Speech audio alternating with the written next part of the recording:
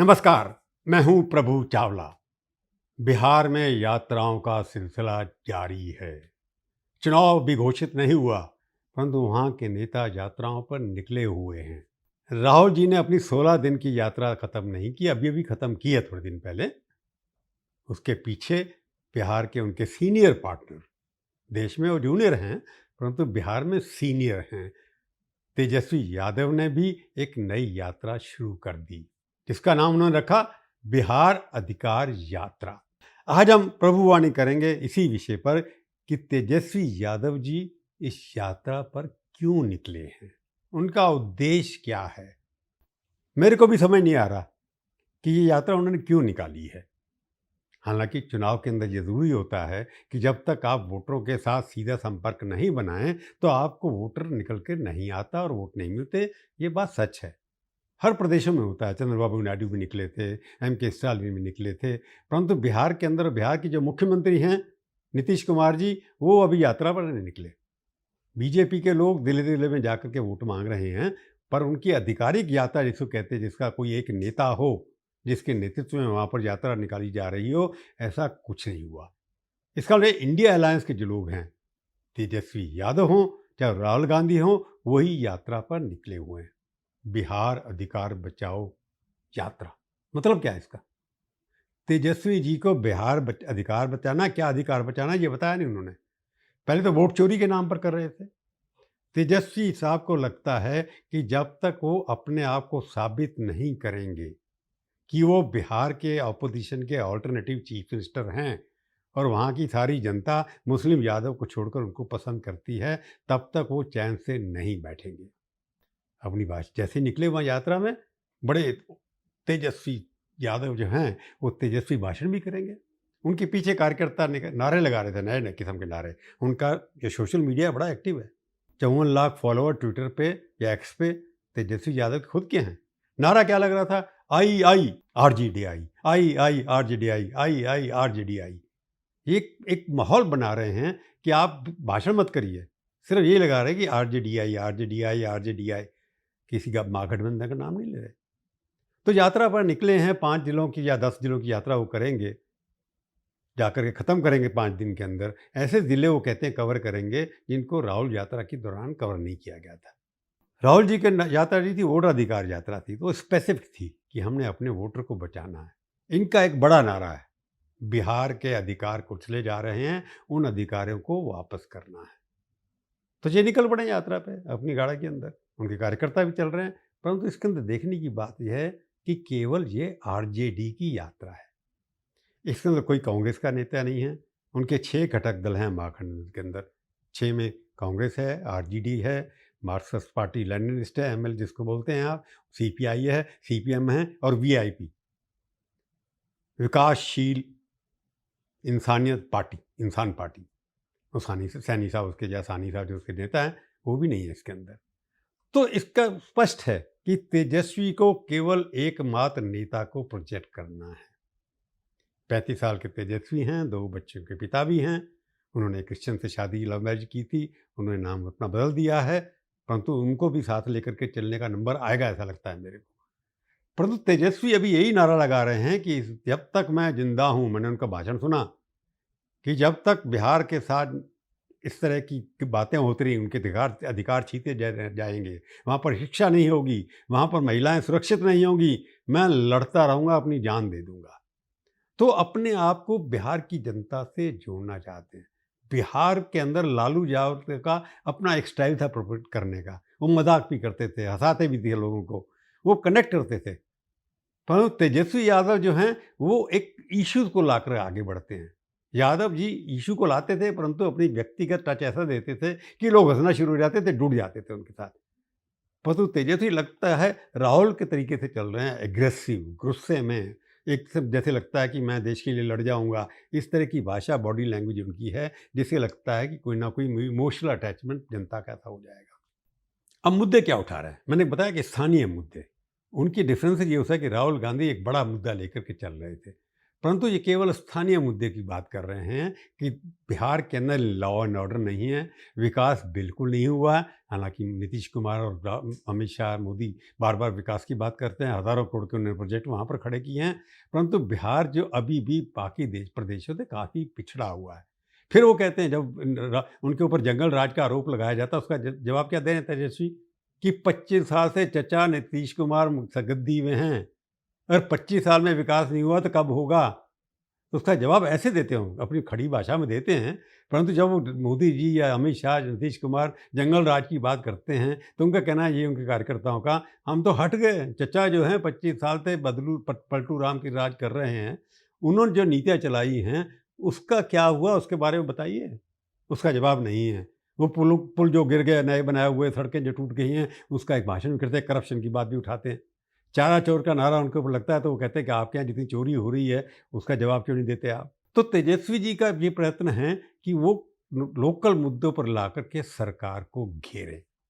तभी वो लेकर जाति-पाति के नाम पर तो उनके साथ लोग हैं। उनको लगता है मुस्लिम और यादव मेरे साथ हैं, तो उनको मैं साथ लेकर के चलूँगा, परंतु बाकी जातियों को लेना है, तो मैं वहाँ पर मेरे को लोकल मुद्दे उठाने पड़ेंगे। स्कूलों के अंदर टीचर्स नहीं हैं, कई जगह पर स्कूल की बिल्डिंग्स नहीं हैं, अस्पतालों में दवाइयाँ नहीं हैं, सड़कें टूटी हुई हैं, लॉ एंड ऑर्डर है नहीं।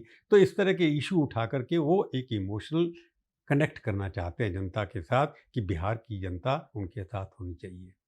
और दूसरा ये भी है, एक तो राजनीतिक मुद्दे उठाना, दूसरा उनका मुद्दा क्यों कर रहे हैं ये यात्रा, वो अपने आप को मैंने पहले भी बताया, अपने आप को एक नेता प्रूव करना चाहते हैं।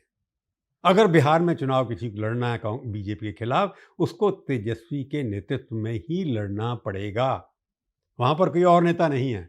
आप मेरे को एक्सेप्ट करिए या घर में बैठिए। सीधा तो नहीं कहा उन्होंने, परंतु उनका बड़ा एम्फेसिस बड़ा क्लियर है कि मैं यात्रा पे निकला हूँ, मेरे पीछे लाखों हज़ारों लोग निकल रहे हैं, ऐसा उनका मानना है।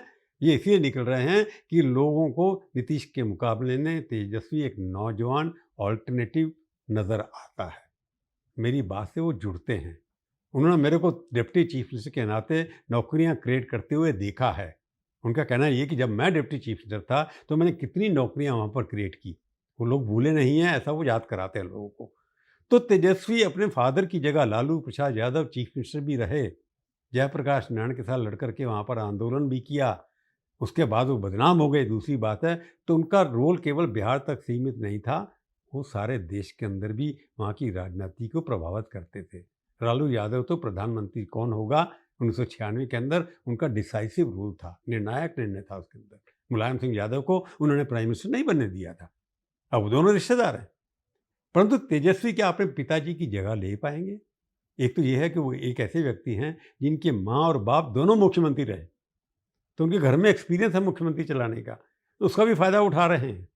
तो अल्टीमेटली ये देखना है कि क्यों कर रहे हैं, इसलिए कर रहे हैं कि मेरे अंदर आप नेतृत्व को एक्सेप्ट करिए, कि कांग्रेस पार्टी ने ऑफिशियल रूट से अभी तक उनको चीफ मिनिस्टर कैंडिडेट घोषित नहीं किया है। और दूसरा कारण क्या हो सकता है? दूसरा कारण ये है कि मैं फैसला करूंगा किसको कितनी सीटें लड़नी पड़ेगी। अभी एक सभा हुई थी, उसके अंदर उन्होंने घोषणा कर दी, तेजस्वी यादव 243 सीटों पर लड़ेगा। बड़े जोश में कहा उन्होंने, और खूब तालियां बली नीचे से कि जिसको जो करना है, अगर लड़ना है मेरे खिलाफ, तो तेजस्वी हर 243 सीटों पर दिखाई देगा।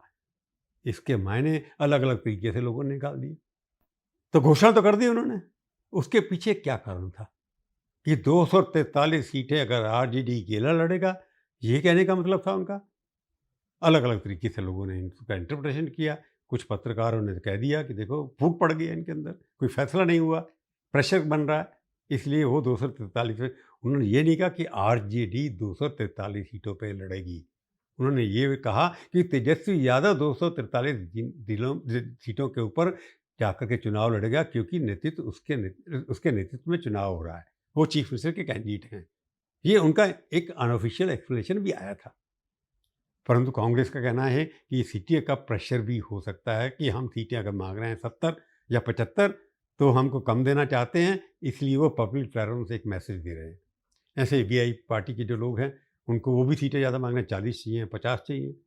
तो 6 घटक दल हैं, वो अपने हिसाब से सीटें मांग रहे हैं, ये बताने के लिए कि मैं केरल लड़ने की तैयार हूँ। एक ये बॉडी लैंग्वेज है, एक साइकोलॉजिकल मैसेज है, वो देना चाह रहे थे, वो भी दे दिया उन्होंने। परंतु सवाल ये उठता है कि लड़ाई उनके अंदर हो रही है? क्या कांग्रेस पार्टी फिर से अपनी नैया डुबाने के चक्कर में है? क्योंकि पिछली बार भी सीटें कांग्रेस पार्टी ज़्यादा लड़ी थी और हार सबसे ज़्यादा कांग्रेस पार्टी की हुई थी, 19 सीटों पर रह गई थी। तो तेजस्वी कहना यह है कि कांग्रेस को सीटें तो चाहिए, पर जीतते कहाँ से हैं? आप उतनी सीटें मांगिए जितनी आप जीत सकते हैं। हारने के लिए अगर आपको खड़ा होना है तो मैं उसी सीटों पर खुद क्यों नहीं लड़ लूँ? हो सकता है मैं जीत जाऊँ। तो इसलिए वो चल रहा है, बातचीत गार हो रही है, जिस सीटों पर कांग्रेस जीत सकती है उतनी सीटें तो उनको चाहिए, वो दे देने के लिए तैयार हैं, ऐसा कहना है उनका है। इस तरह सानी साहब भी कहते हैं, वीआईपी वाले, कि मेरे को 40 सीटें चाहिए। भई अगर आपको 40 सीटें रहेंगे, आपके सामने बीजेपी का स्ट्रॉन्ग कैंडिडेट होगा या जेडीयू का स्ट्रॉन्ग कैंडिडेट होगा, तो अगर आपकी हार ज़्यादा हो गई तो उससे महागठबंधन की सीटें मेजॉरिटी से नीचे चली जाएंगी, जैसे पीछे चली गई थी। इसलिए उनका कहना ये है कि हर सीट पे असेसमेंट होना चाहिए। ए सीट, बी सीट, ए सीट जिस पे बीजेपी को एक लोग हरा सकते हैं, वहाँ जाकर लड़ें। परंतु सबसे बड़ा गठजोड़ के अंदर प्रॉब्लम आ रही है, एक नया खिलाड़ी घुसने की कोशिश कर रहा है। उसका नाम है ओवैसी। ओवैसी साहब कहते हैं मैं भी आपके साथ जुड़ना चाहता हूँ। मैंने पहले एपिसोड में कहा था कि उनका लेटर वहाँ पड़ा है, जैसे कहते हैं कि एक इंग्लिश में कहावत है, उनका लेटर वहाँ पे पड़ा हुआ है, apply apply no reply. Owaisi साहब को अभी कोई रिप्लाई लालू जी की तरफ से नहीं गया है, क्योंकि वो सीमांचल में लड़े थे, 5 सीटें उन्होंने जीती थी, 4 भाग के आरजेडी में चले गए। तो उनको लगता है कि ओवैसी को शामिल करना है कि नहीं होगा। वो सीटें अगर 5 उनको दे देंगे वापस, तो उन्हीं के कैंडिडेट जो लड़े थे उनका क्या होगा, ये भी एक समस्या है कि वो आरजेडी में अब। तो उनको अगर सीटें आप एएम अगर आप ओवैसी को देते हैं तो ओवैसी साहब दूसरे कैंडिडेट को खड़ा करेंगे। ये एक अपने पेच फंसे हुए हैं उसके अंदर। तो इसको सॉल्व करने के भी लिए तेजस्वी की जिम्मेवारी है, क्योंकि लालू जी अपने स्वास्थ्य के कारण से उतने एक्टिव नहीं हैं। राबड़ी देवी जी वैसे ही ज़्यादा एक्टिव नहीं हो जाती हैं, उनकी बहन जो है वो भी कैंपेन करेगी, परिवार पूरा लगेगा। परंतु आर पार की लड़ाई तेजस्वी के लिए ही है, क्योंकि उनके चुनाव जो हो रहा है उनके नेतृत्व में भी होगा और लालू जी के बिना होगा। तो इसलिए तेजस्वी की रणनीति ही डिसाइड करेगी वहाँ पर क्या महागठबंधन की सरकार आती है कि नहीं आती है।